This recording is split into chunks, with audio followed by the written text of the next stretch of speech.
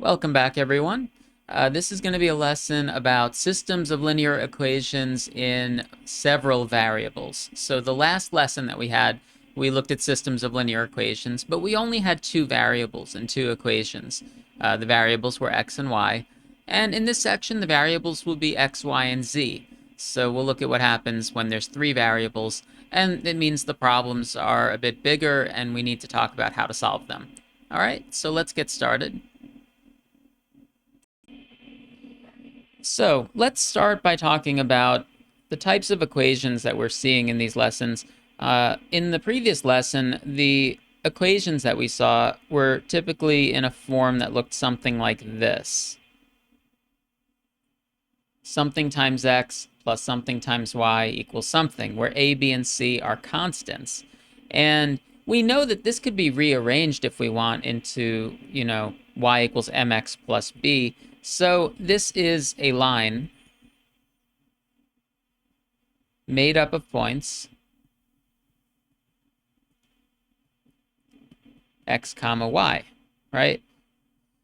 And we looked at systems of two linear equations last time, where we have two equations of this form, and the solution might be a single point with like an x coordinate and a y coordinate, or we could have a system that has no solutions, or we could have a system that has infinitely many solutions if the two lines overlap each other exactly.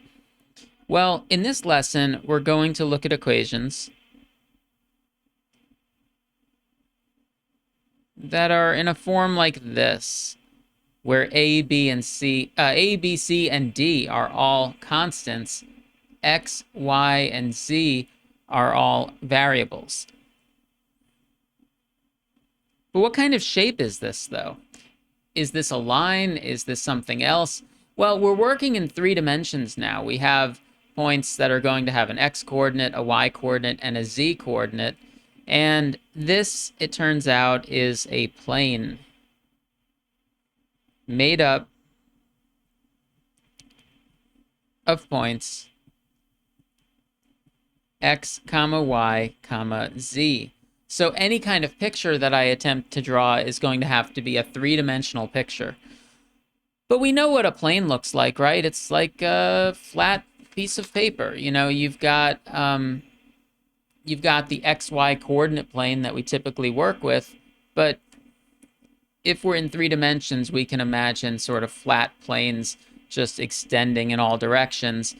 And what we're going to look at in the previous lesson, we typically had the question of where do two lines intersect, right? Because we would have two linear equations with two variables. So we were looking at where do two lines intersect. Now that we have three variables, there are typically going to be three equations also. And the question becomes, where do three planes intersect? All right, instead of where do two lines intersect, where do three planes intersect? And I'm going to attempt to draw a picture of this. It's a little tricky because it's three-dimensional. Give me just a moment here. All right, so I've drawn a picture here of three planes intersecting. Really what I've drawn is just a portion of the planes, right? Because planes, they're supposed to extend out in all directions.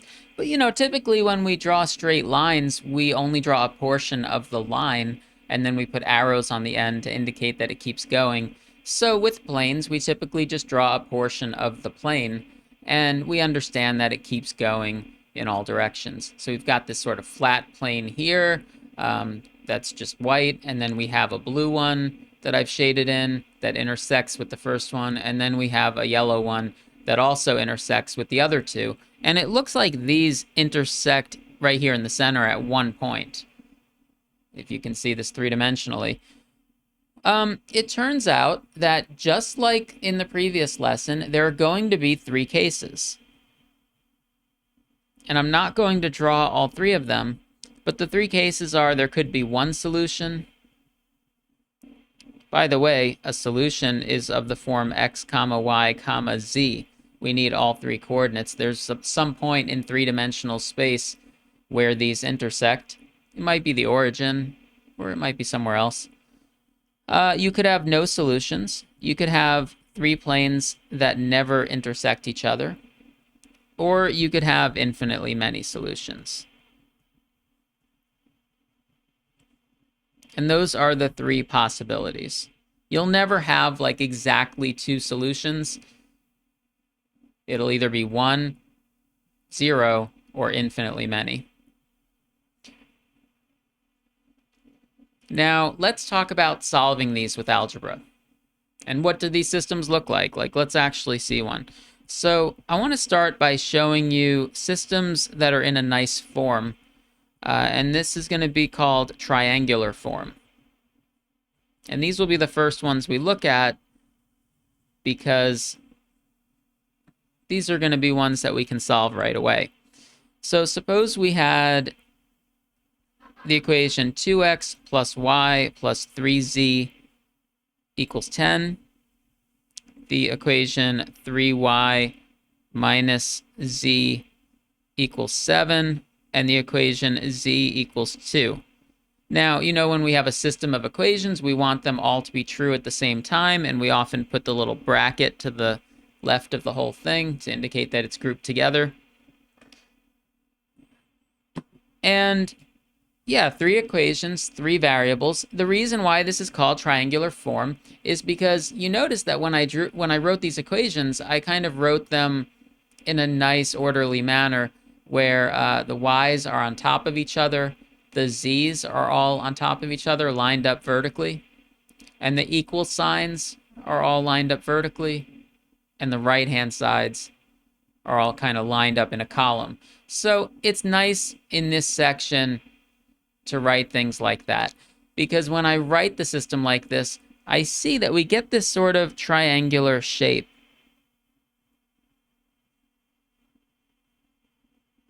Like this on the left-hand side. The left-hand side's making kind of a right triangle, and that's what we mean when we say triangular form. There's sort of nothing going on in the lower left. And I'm going to tell you that systems in this form can be solved by substitution. And I'll show you how.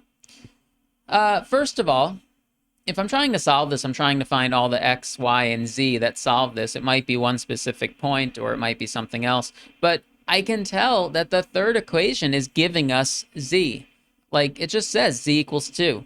So let's start with the third equation. Equation 3 tells us z equals 2. That's basically a third of the answer, right? Because the answer needs x, y, and z, and we know z. So what we then do is move up to the second equation. So we kind of work from the bottom upwards. It seems like we're going backwards instead of top to bottom. So the third equation gave us some info, but I move up to the second equation because now that we know what z is, I think we could use the second equation to find out what y is. The second equation says 3y minus 2 equals 7. Because I know that z is 2. So yeah, we could get 3y equals 9 and y equals 3. There's 3 coordinates to this answer, and we have 2 of them already. The only one remaining that we still need is x, and there's one equation that we haven't used yet, and that's equation 1. And you see, if you do this in this order, it's going to work out with substitution. By the way, what substitution am I talking about here? I'm talking about this. I substituted 2 in place of z, right? Substitute in z equals 2. That's why I'm calling this substitution. In equation 1, I'm going to substitute in the y value that we found and the z value that we found. And you see that if you do this, you get an equation that's going to help you find x.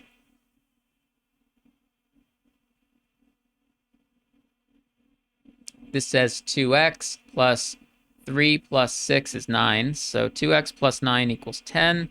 So 2x equals 1. So x equals 1/2.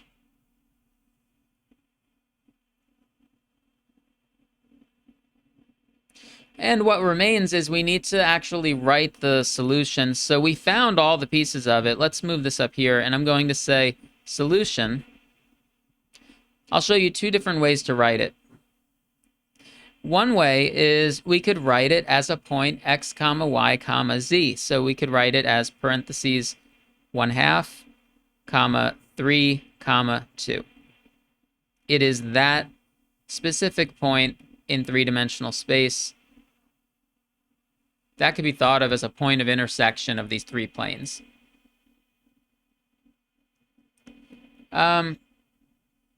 Okay, there's another way to write it, or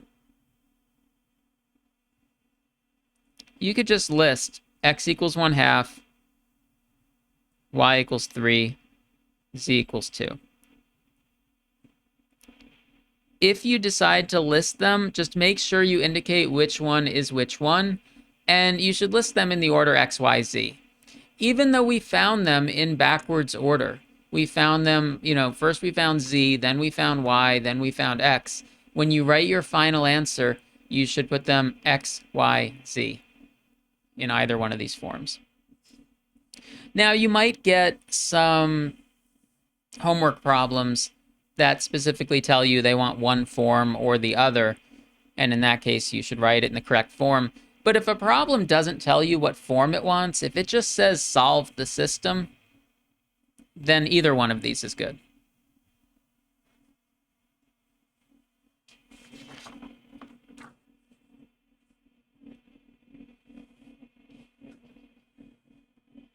Oh, and I'll tell you that this type of substitution that we did, where I said that it felt a little bit backwards because we were working from the bottom upwards, this is sometimes called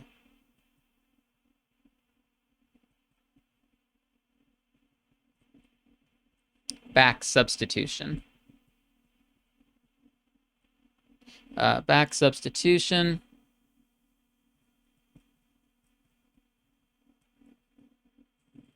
Because you go from the bottom up, and in math, a lot of times we seem to go from the top to the bottom, so this feels a little bit backwards.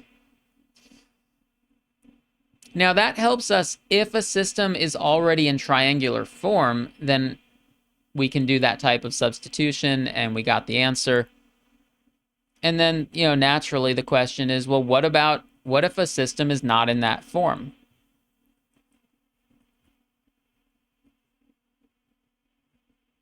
What if we have 3 equations and 3 variables, and we're supposed to solve it, but it's not in triangular form? So in general, to solve a linear system of 3 equations in 3 variables, we first convert it into triangular form.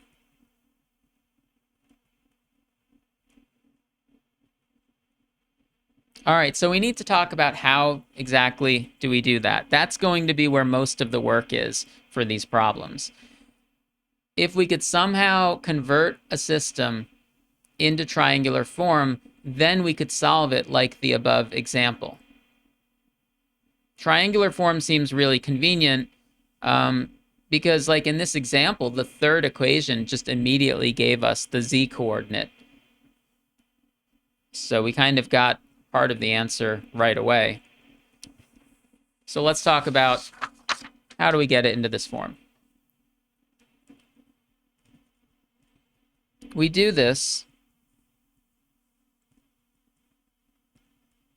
by a sequence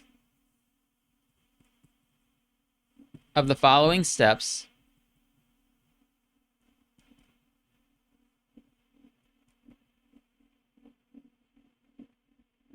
I'll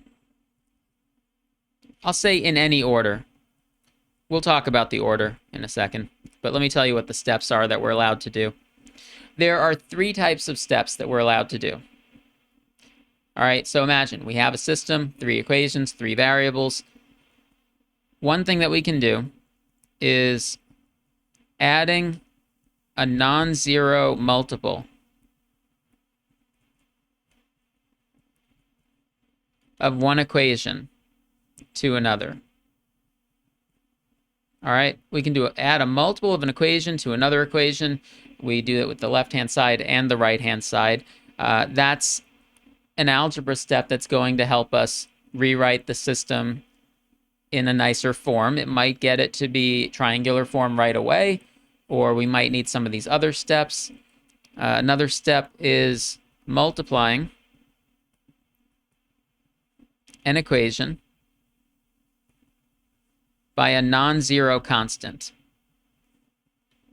You know that you're allowed to take an equation and multiply the entire equation by a constant. We've done that before. You have an equation and you say, I'm going to multiply both sides by 2, or I'm going to multiply both sides by 1/3.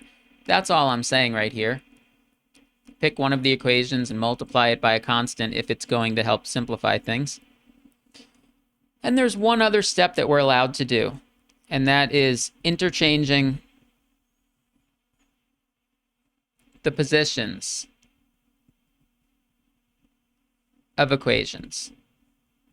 All that simply means is, maybe you take equation 1 and equation 2 and you just swap them on your page. Equation 1 and 2 swap places. That's all this means. So this third step is kind of the simplest one. Now, when I say we do the following steps, I didn't number them. I didn't call it like step 1, step 2, step 3, because we don't really do it as like a 3-step process. Some problems might not need all 3 of these. Also, some problems might need some of these steps done more than once, especially this first step, this first one that I wrote. We might see problems where we have to do this more than once. So you'll see what I mean in an example. The goal is to take an equation and get it into triangular form. And overall, the process of doing these repeated steps to get it into that form is called Gaussian elimination.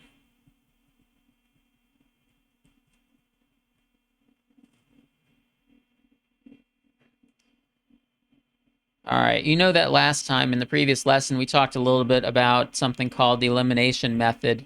And this is kind of like a more advanced version of that for larger systems. So let me go through an example, because that's the best way to show you this. Suppose we want to solve meaning find all solutions of a system of 3 equations in 3 variables. Sometimes we might call this a 3x3 system.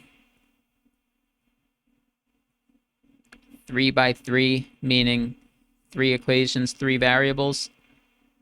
That's the size of problem that we're interested in this section. Instead of 2x2 like the last section.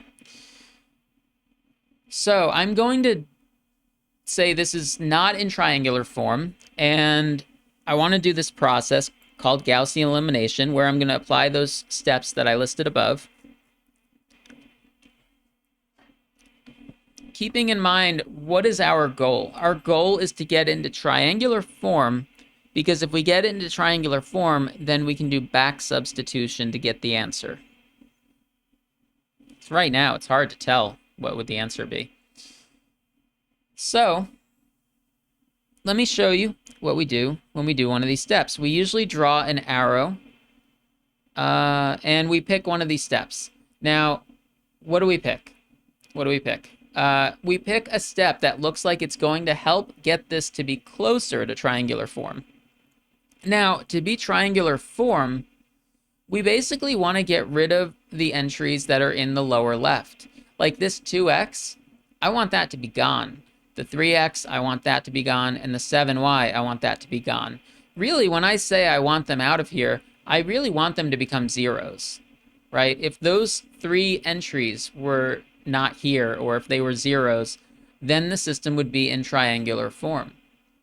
So let's set our sights on either this 3x or this 2x and think about what would we have to do to get rid of one of them.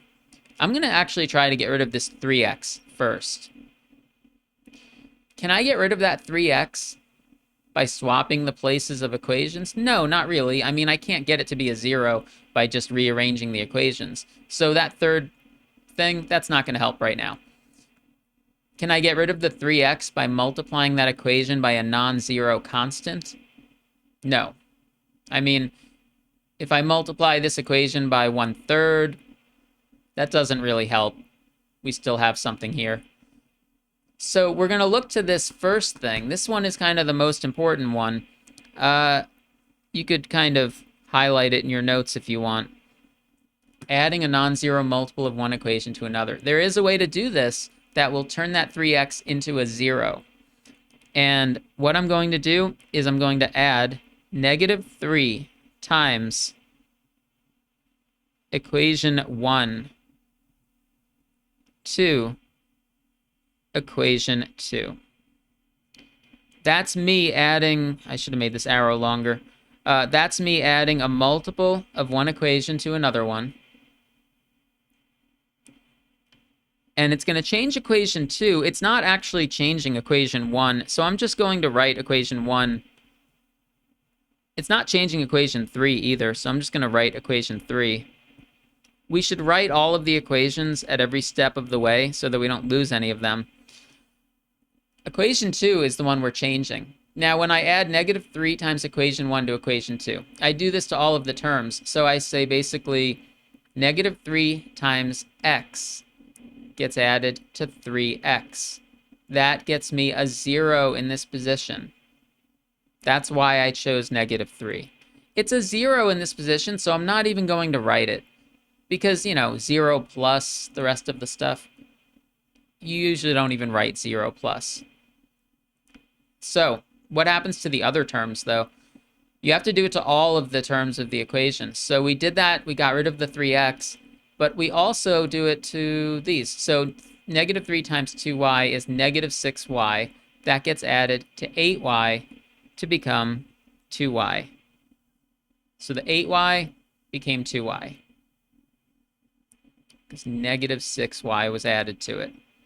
Next, -3 times z is going to get added to 7z to become 4z. We also do this to the right-hand side. -3 times 4 is -12. It gets added to the 20 that was already there. -12 plus 20 is 8. And we say that this step got us one step closer to triangular form because now there's just kind of an empty space here. Now, if I could get rid of the 2x and the 7y by doing similar steps, we would have triangular form. You need to get rid of the 2x and the 7y. I think we'll try to get rid of the 2x in our next step. So yeah, this process might take a bunch of steps, but that's because these 3x3 systems are just bigger problems. So if you think about it, can you think of a step that we could do to get rid of that 2x? I think we need to add a multiple of an equation to another.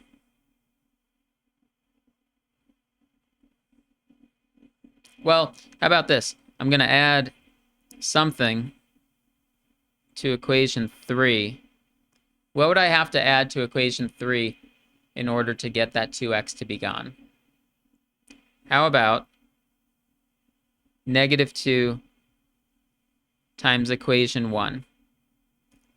-2 times equation 1, because that's going to get us -2x plus 2x, so that's gone. Let's copy down equation 1 and 2. Equation 1 and 2 are not changing, but I want to write them down. I put the y's on top of the y's and the z's on top of the z's. I try to get the equal signs kind of lined up, make it nice and orderly. All right, we did it. We got rid of this 2x in the lower left, but then we also have to see what consequence does that have on the rest of this equation. So negative 2 times 2y is negative 4y. It gets added to the 7y that was already here to get me 3y. Negative 2 times z is negative 2z, getting added to 9z. It becomes 7z. Negative 2 times 4 is negative 8, gets added to 23. Negative 8 plus 23 is 15. This is almost triangular form. Can you see that? If we just got rid of the 3y, it would be triangular.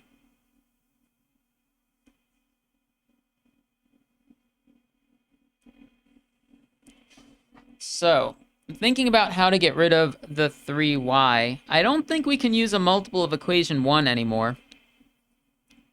Because I think if we added a multiple of equation 1 now, it would kind of mess up this spot here. We'd get like some kind of multiple of x here. Here's something I notice. I notice that in equation 2, there's a 2, a 4, and an 8. And I'm thinking, if we just saw that equation by itself, I might simplify it by dividing everything by 2. Is dividing everything by 2 one of the things we're allowed to do? Yes, it is. Because dividing by 2 is the same as multiplying by 1/2. So I'm going to say, to make this simpler, I'm going to multiply equation 2 by 1/2. Actually, we could have done that one step earlier. We could have done it one step earlier, or we're doing it now. Either way is fine. Sometimes you have some flexibility in what order you do the steps. But yeah, I think that made the equation simpler, and therefore it kind of made the whole system simpler. I think one more step and we will have this in triangular form.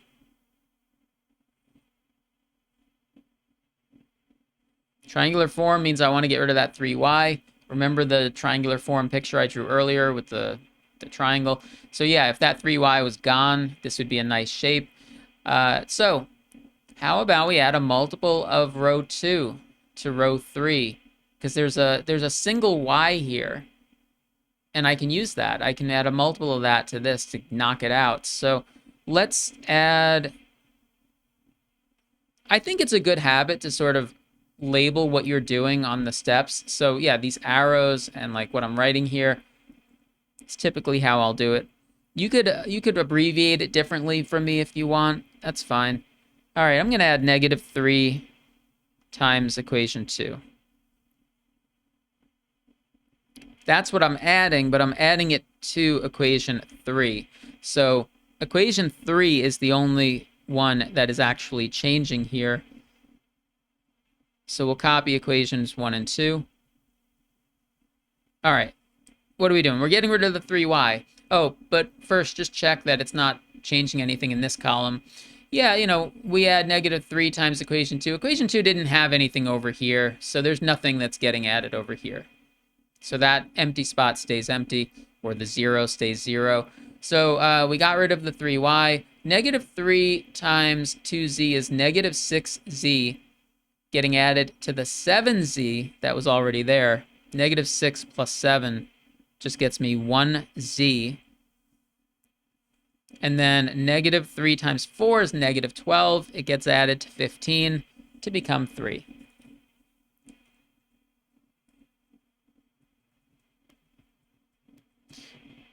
Now this is in triangular form.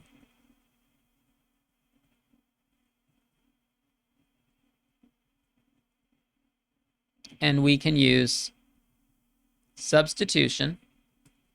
It's really, you know, what I was calling back substitution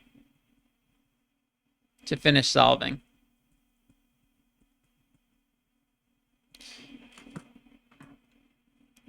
You could draw that little like triangle shape around it if you want. I'm not going to draw it this time. I mean, that's just kind of a scratch work type of thing. Before we go any further, one last time, I'm just going to point out this example that I showed you. I said this is called triangular form because of this shape. That's what we got here.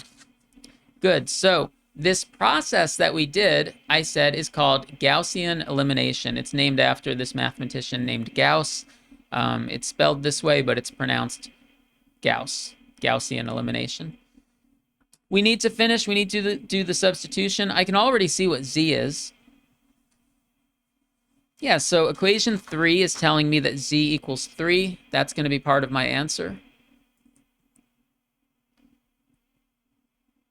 Equation 3 says z equals 3. Then we move up to equation 2 and see what does equation 2 tell us.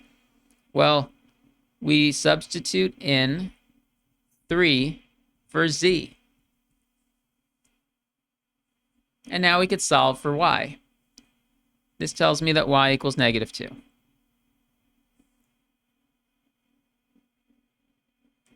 Over here, I'll write equation 1. So go 3, 2, 1. Equation 1, x plus 2 times, this is what y is. We'll substitute in -2 for y, plus this was what z was, equals 4. This is one equation with one unknown, so we could definitely find x here. X minus 4. I'll bring the 3 over. Bring the 3 over, and this is 1. So x equals 5. So we found all 3 coordinates of the solution. It looks like there is one solution. The solution is, we should write x comma y comma z, so 5 comma -2 comma 3. And that is considered one solution because it is one point in 3-dimensional space. Even though it has 3 coordinates, it's one solution. Or we could write x equals 5, y equals -2, and z equals 3.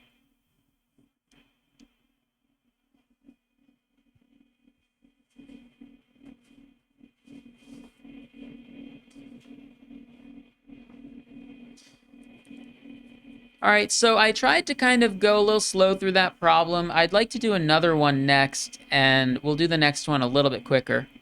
But this is the overall strategy of solving a 3x3 system, is try to get it into triangular form using those types of steps that we're allowed to do. We did a lot of the adding a non-zero multiple of one equation to another. We did that a few times. We did that 3 times, I think. And then also there was one step where we multiplied an equation by a non-zero constant. We didn't actually use that third step that we're allowed to do, the third step of interchanging the positions of equations. It just didn't really seem helpful for this problem, but it might help with some other problem. So how about this? I'll do another one, but I'll do this a little quicker. Suppose we are told to solve 3x plus y plus 2z equals 31. X plus y plus 2z equals 19. X plus 3y plus 2z equals 25.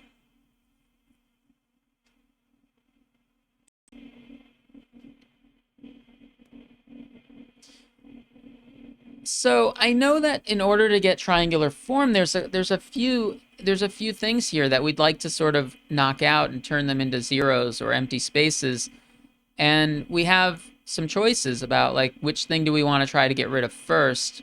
Like that 3y, I feel like it would be hard to get rid of that first. I think it's probably better to focus on the first column, like the x column, and try to get rid of one of these x's.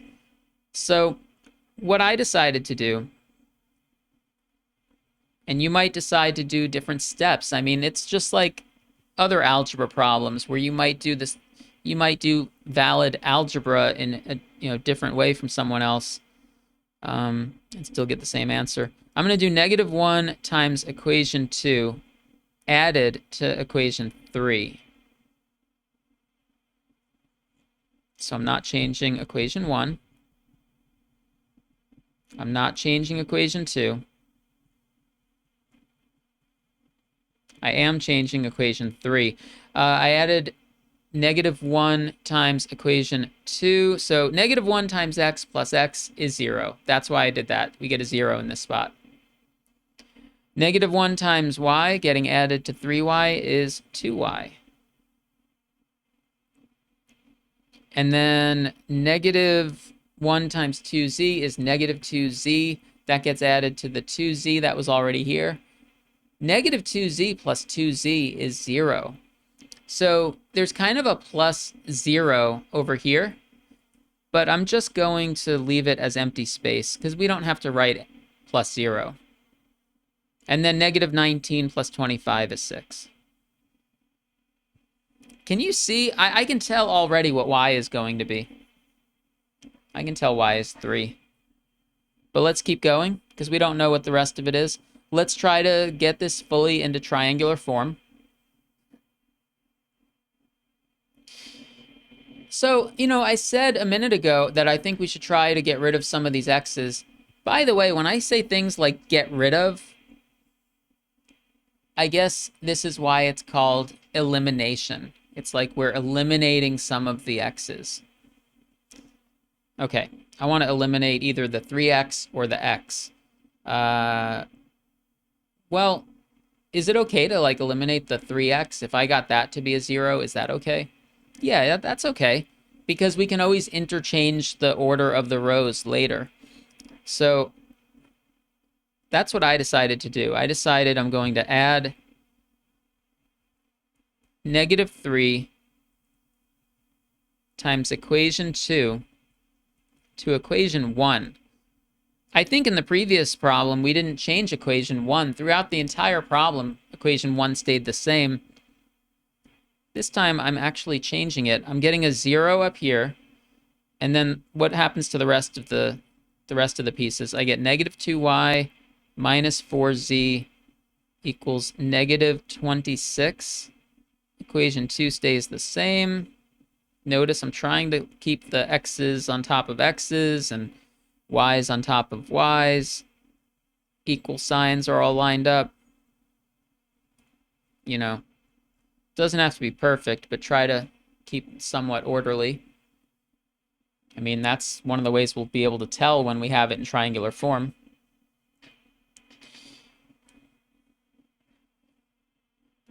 Actually, it kind of feels like the more things we can knock out, the more things that we can turn into zeros or empty space, the easier it will be to find the solution. Of course, you can't actually knock out everything. I guess I noticed that there's a 2y here and a -2y up here. And I think to myself, what if we just added equation 3 to equation 1? Like, can we just add an equation to an equation? Yeah, technically you would say that I'm adding 1 times equation 3 to equation 1. So yes, you can just add an equation to another one. That gets rid of the -2y, and I guess the -4z is still here. And then the 6 gets added to the -26 to become -20. And let's copy down the equation 2. And let's copy down equation 3, 2y equals 6. Now, does this look good? I mean, it does not look like triangular form. It actually looks like some weird shape, not a triangle. But it's simpler than what we started with.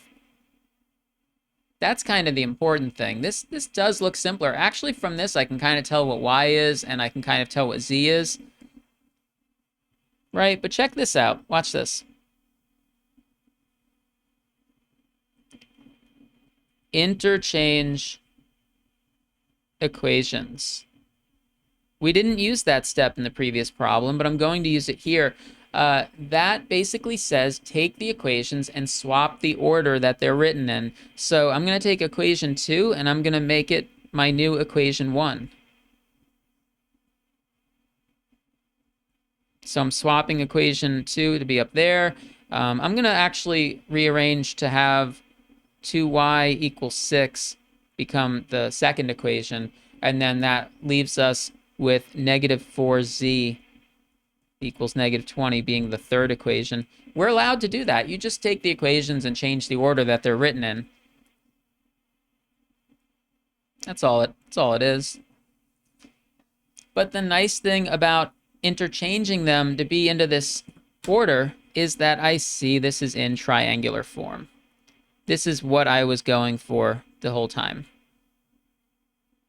All right, so triangular form means we can finish solving this with substitution.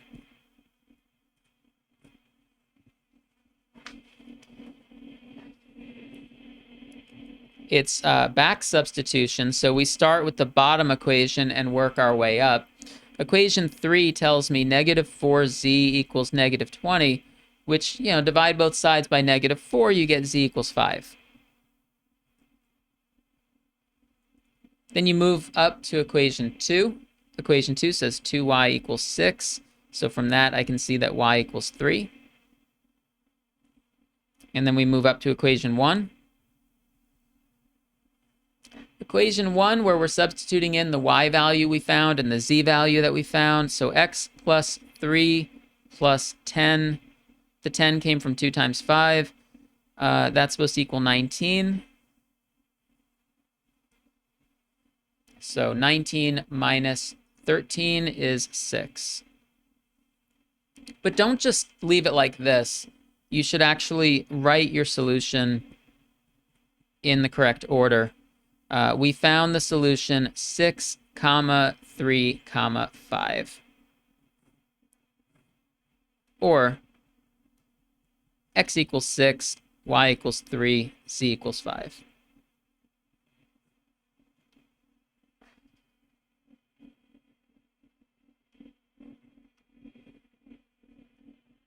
Oh, by the way, quick note. This is going to be a really small note in the corner of the page here. Note, you can check this. You can check this answer in the original problem. I'm not going to do it, but it's optional. You get an answer. We are saying that x equals 6, y equals 3, and z equals 5. We're saying that those specific values should go in for x, y, and z in order to make all three of these equations true at the same time. So if you put in 6, 3, and 5, does this add up to 31? Does this add up to 19? And does this add up to 25? You could check, and if you check, then you'll be 100% sure that you found the right answer if all three equations are satisfied.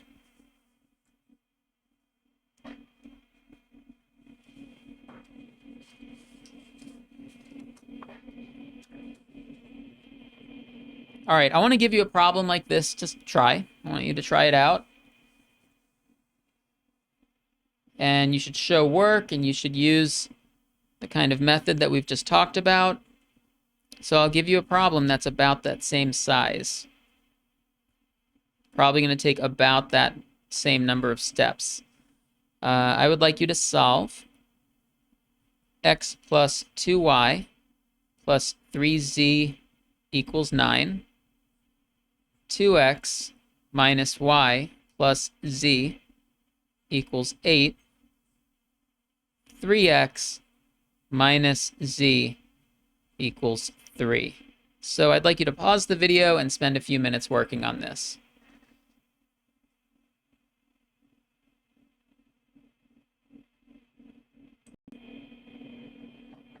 Okay, so I'm going to show you the steps that I did to solve this, but keep in mind that you could do other steps, or you could do these steps in a different order.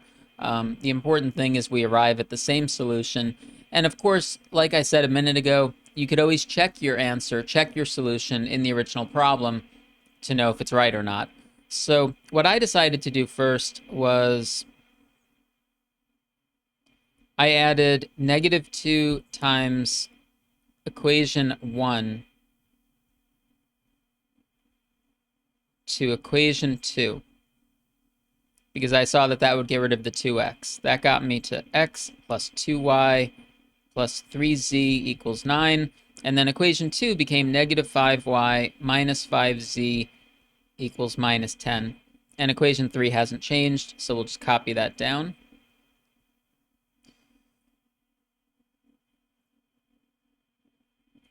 Next, let's see if I have room on this line. Yeah, I think I can do this here. Next, I decided to multiply equation 2 by, well, I saw the 5, and the 10, and I was thinking, maybe I could multiply it all by 1/5, and that would make equation 2 simpler. But then I said, what's even better than that? Let's multiply it by negative 1/5. That's going to make equation 2 easier to work with. So equation 1 stays the same. Equation 2 becomes y plus z equals 2. Yeah, that's a lot simpler, I think. So this is where we're at. Notice that I'm leaving empty space where there would be, there's no y value here. It's basically plus 0y. And there's no x value here. It's like 0x. So we just leave empty space. I think I did 2 more steps to get this into triangular form. So the next step that I did was I added negative 3 times equation 1 getting added to equation 3. So equation 1 stays the same.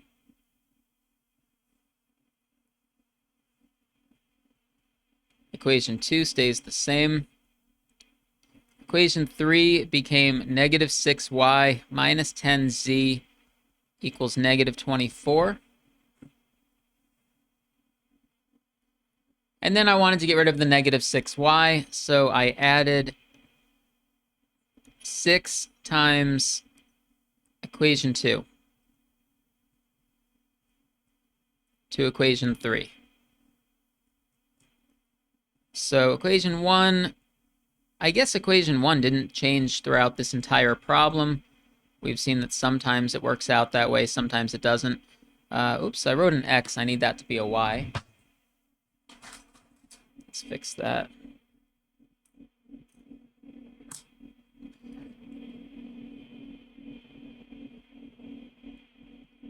All right, finally, equation 3 becomes negative 4z equals negative 12. I'm ready to do back substitution because I have this in triangular form.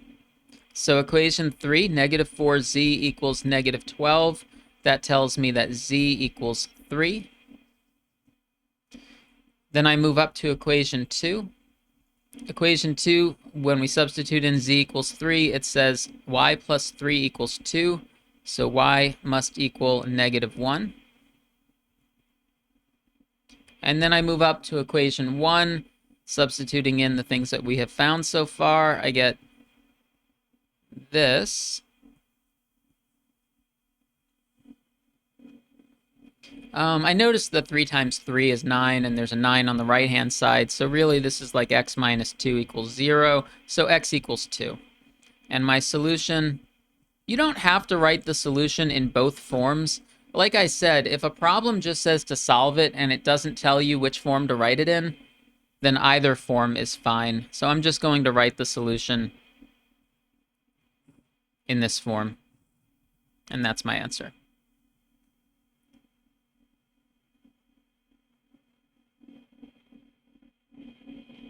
All right, so hopefully you got 2, negative 1, 3 as your XYZ. You notice that in these problems, there's a lot of little arithmetic, a lot of, multiplying a number by a number and adding it to another number. So be careful with the arithmetic, because if you make one little arithmetic mistake, it can kind of cascade through the whole problem, and then your answer winds up wrong. And if you find one of the coordinates wrong, then you're probably going to get all of the coordinates wrong. Right? Because like if I found the wrong value for z, well, my y was based on that. And then my x was based on both of them. So if you find one of them wrong, they tend to all be wrong. So be extra careful with the adding and subtracting of numbers, and remember that you could check your answer if you want.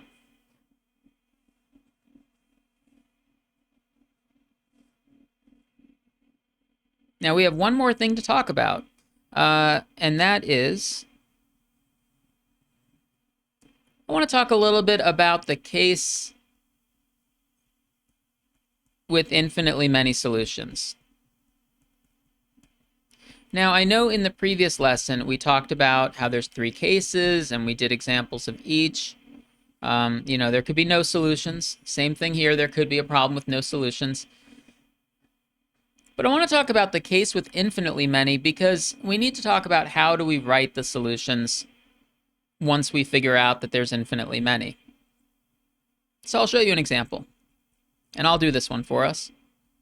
We're going to try to solve 3x minus 8y plus 10z equals 22, x minus 3y plus 2z equals 5, 2x minus 9y minus 8z equals negative 11. We're going to do the same process that we've been doing on these past couple of problems. This strategy that's called Gaussian elimination that tries to get the system into triangular form. And then back substitution, hopefully. Let's see how that works out. There's nothing about this problem that looks any different, right? I mean, I'm telling you that this is going to have infinitely many solutions, so I guess I'm kind of spoiling that. But just from looking at the problem, it looks just like any other. All right, we get started, and what I decided to do this time, remember, you have some flexibility. As long as you're doing those 3 allowed steps, you have flexibility. I decided to interchange rows right away. I decided to interchange equation. I said rows. You might hear me refer to these as rows and columns. Because you know how I was saying there's kind of like a column of x's, a column of y's, a column of z's, a column of the right-hand side. So I think of the equations as like row 1, row 2, row 3. The whole thing is like a grid. Anyway, you could call them rows or you could call them equations. So I'm going to interchange, and I did that to get this one on top.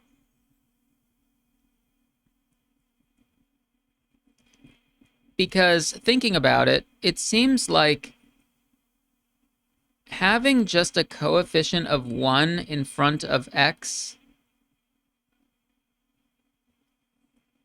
like we do now on this first equation, it's convenient, isn't it? Like, when there's only a 1x up there, we can sort of use multiples of row 1 added to row 2 to knock out that, a multiple of row 1 to added to row 3 to knock out that. So row 1 will probably stay the same for the rest of the problem, and we'll be able to like use it to change row 2 and 3, or equation 2 and 3. So that's exactly what I did. I'll try to fit this right here. So I added, let's do negative 3 times equation 1 getting added to equation 2. You see why I'm doing that, right? So row 1 or equation 1 stays the same. But now we got rid of the 3x. And the rest of this equation is going to become y plus 4z equals 7. The 7 came from negative 15 plus 22. Copy the third equation, which has not changed. And you can probably guess what I'm going to do next. I'm gonna set my sights on this 2x, and I'm gonna try to get rid of it. And the way we get rid of it is with a multiple of row 1. So we're gonna add negative 2 times equation 1 to equation 3. Equation 1 and 2 are staying the same right now. Maybe we'll do something with them in the next step. All right, y plus 4z equals 7. Okay. The 2x is gone, and then we see how does it affect the minus 9y, the minus 8z, the minus 11. I found that it changes them to minus 3y minus 12z and equals negative 21.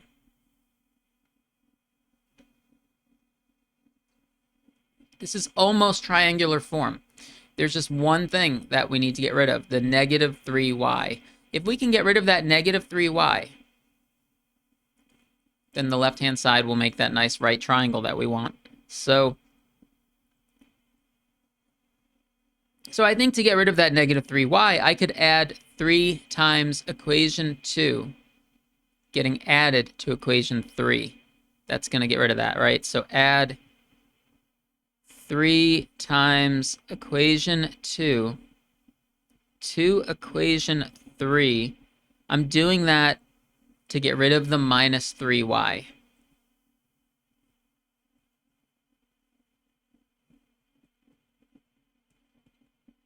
Seems like these problems usually take about this many steps.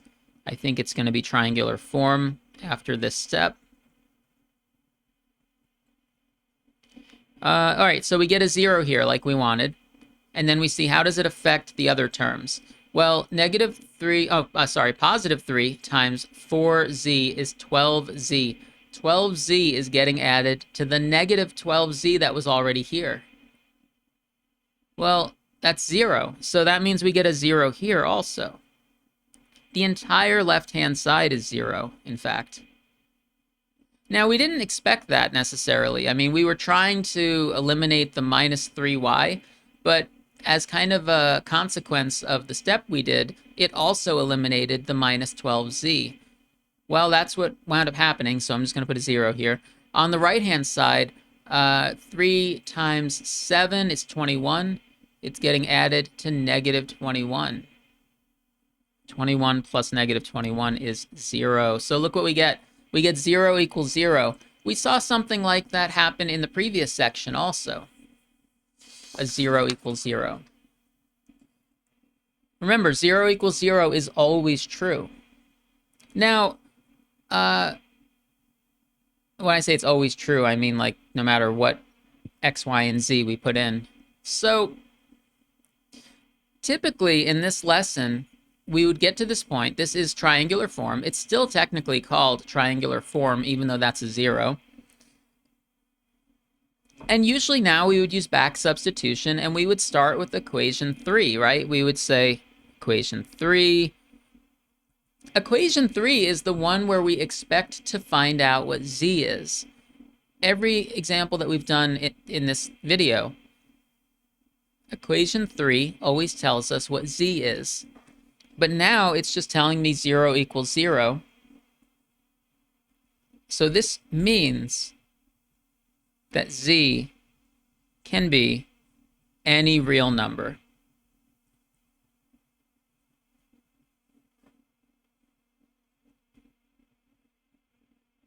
Because 0 equals 0 is always true.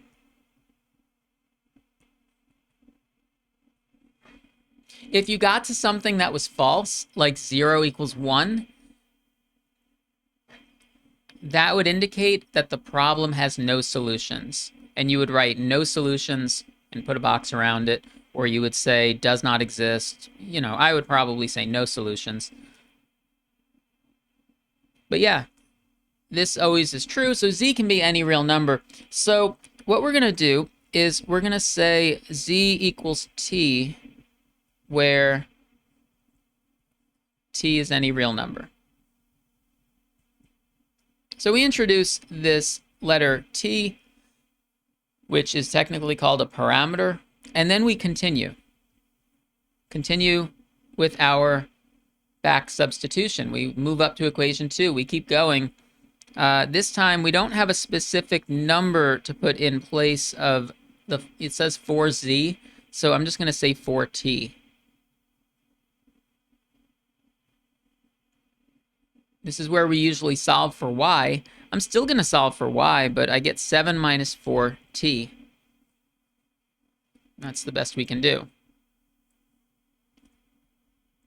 We move up to equation 1, and still substitute in what we found for y, substitute in what we have for z, and try to solve for x.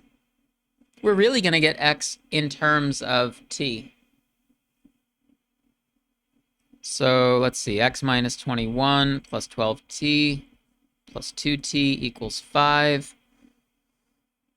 We can move the 21 over, so that becomes a 26, and we can add the 12t and the 2t, so 14t, and this was 26.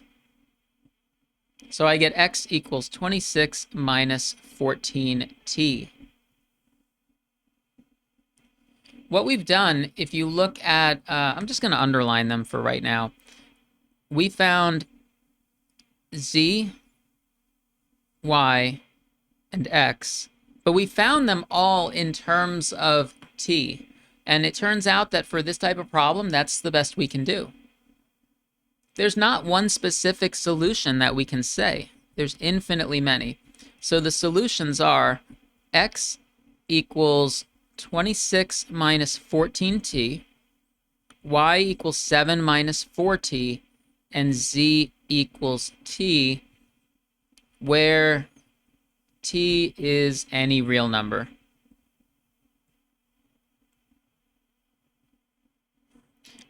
Infinitely many solutions, but they fit this form. Like, you put in your favorite real number for t, and then you get your x, y, and z, and that will be a solution. So when we say there's infinitely many solutions, we're talking about somehow these are like planes in three-dimensional space that are overlapping each other. I think that as we were doing Gaussian elimination, equation 2 and equation 3 started to look like they were the same, you know, that they were kind of probably representing the same plane. So when we say there's infinitely many solutions, it doesn't mean that every possible XYZ necessarily works. We are describing the set of all solutions in this manner. It's every XYZ that satisfies this.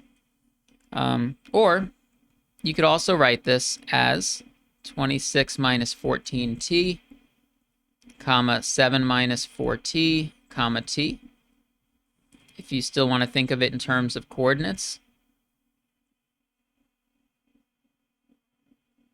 Or I'm showing you multiple ways to do this, just in case you get a homework problem that wants the answer in a specific format. Again, if a problem just says solve and it doesn't tell you what format to put the answer in, like if I gave you something on an exam and I just said solve the system, I didn't tell you what format to write the answer in, then any of these are fine. You could write 26 minus 14z. And the reasoning behind this is you might say, well, why do we even need to introduce another letter? Why don't we just call it z? You can do that. And that works. That's okay. Finally, I think one other format that I've seen in a homework problem is you could say the set of all x comma y comma z such that is either a vertical bar or a colon, and then you list equation 1 and equation 2. So I guess I shouldn't say equation 1, equation 2. I should say coordinate 1, coordinate 2. So you list x equals this, y equals this. I don't use this format much. I like the other ones. But there it is anyway. The colon means such that. So it's like saying the set of all x comma y comma z, the set of all points in three-dimensional space, such that x equals this and y equals this. And from this, it's kind of implied that z can be anything.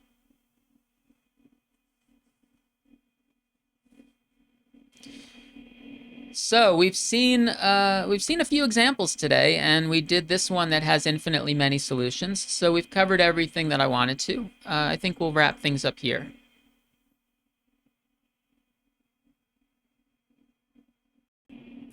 All right, so one thing that I want to say before we go is this lesson was called Systems of Linear Equations in Several Variables. And what does the word several mean? Well, I guess it means more than two. So the previous lesson covered the two variable case. This lesson seemed like we always had three variables, three equations. And the thing I wanted to say is that the method that we described also works for larger systems. If you had four variables and four equations, this same method would work. It might take a little longer, unless a problem might be given that's in sort of a nice format. Maybe it already has some zeros in it. And yeah, so larger systems, same method works. There could even be systems where the number of variables and the number of equations is not the same. Maybe you have three variables and four equations, or maybe you have, you know, other way around, four variables and three equations, or maybe it's a 3x2 system or a 2x3 system, right? And yeah, this method that we described, even though we focused on the 3x3 case, this method does work in general. And we're going to talk about it more in the next section, so we're not totally finished with this yet. Okay, so let's stop here, and then next time we'll talk about systems in a little bit of a different way. That's it for now. Take care.